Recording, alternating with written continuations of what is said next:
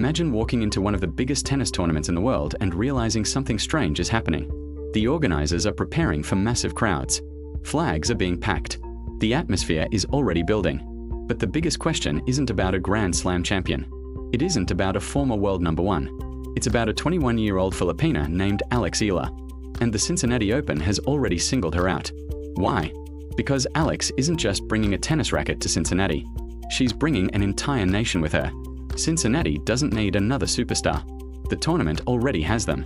Aryna Sabalenka, Mira Andreeva, Amanda Anisimova, Naomi Osaka, Elena Rybakina, and defending champion Iga Swiatek. This is a draw where reputations are tested. There is nowhere to hide. And yet, among all those established stars, tournament organizers specifically highlighted Alex Eala and Brazilian sensation João Fonseca for having some of the most passionate and energetic supporters in the sport.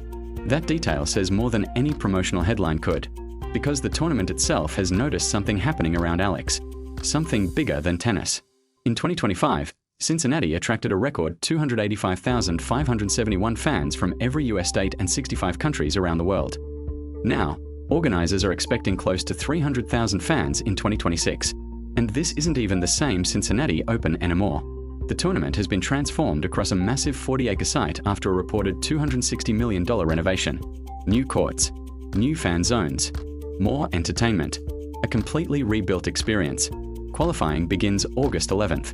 The singles final arrives August 23rd. And somewhere inside all of that, Alex Eala will step onto the court carrying expectations that would have seemed impossible just 1 year ago.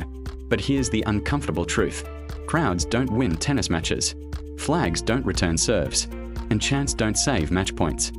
If Alex loses in the opening round, all the noise surrounding her could disappear instantly. That is the danger of hype. So why does this story feel different?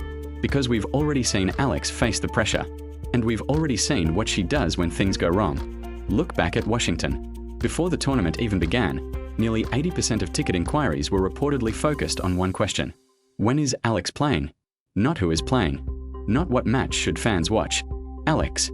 That is an extraordinary level of attention for a young player still establishing herself on the WTA Tour.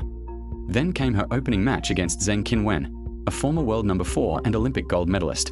And for a moment, the dream looked like it might collapse. Alex lost the first set. Then she fell behind in the second. The hype suddenly looked bigger than the results. But instead of breaking, she fought back. She forced a deciding set. And then something changed. Alex dismantled Zheng 6-1 in the third. That wasn't simply a comeback. It was a message. And the crowd became even louder after the victory. That matters. Because there is a huge difference between fans supporting a player because they expect her to win and fans supporting her because she has repeatedly given them a reason to believe. Alex kept giving them reasons. Then came the final against Jessica Pegula, former world number 3, Grand Slam finalist, a player who had spent years competing at the highest level. Alex lost the first set. Then the rain arrived. And rain delays can be brutal. They don't just stop a match. They stop momentum. They give players time to think, to doubt, to imagine everything that could go wrong. When the players returned, Alex didn't hesitate. She took the second set. Then she closed the third with a stunning 6-0 against a former top 3 player in a final after a rain delay. And when the final ball landed, history changed. Alex Eala became the first Filipina to win a WTA Tour-level singles title. One country had waited generations for a moment like this. And suddenly, it had happened. But winning a title creates a strange problem. Before you're a champion, a deep run feels like a miracle. After you become a champion, the same deep run can suddenly feel like an expectation. The pressure changes. The player who once had nothing to lose suddenly has something to protect. And Cincinnati is where that pressure becomes even heavier.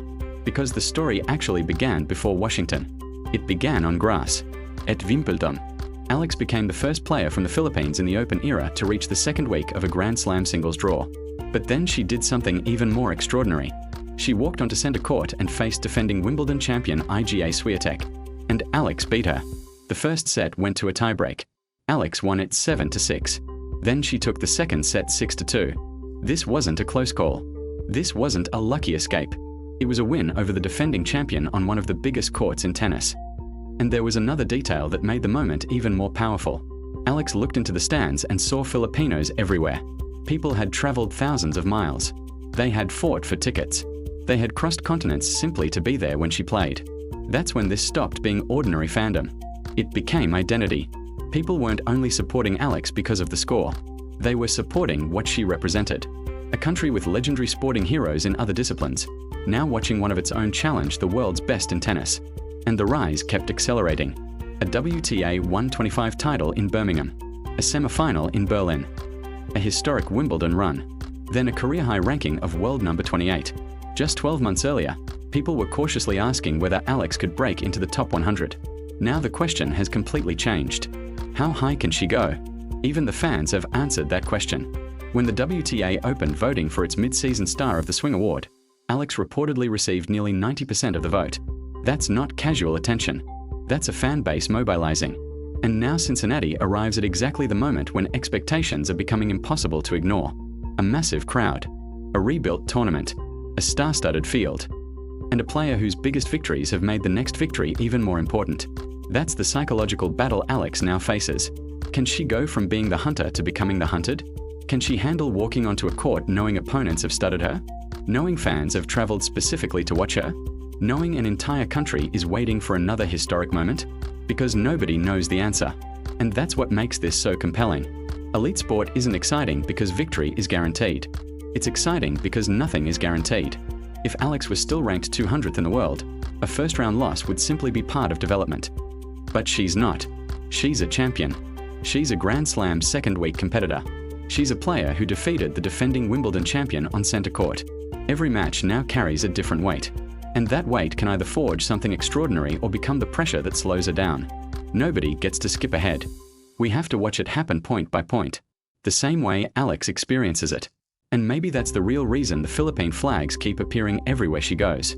Not because fans expect her to win every match, but because they've learned something about her.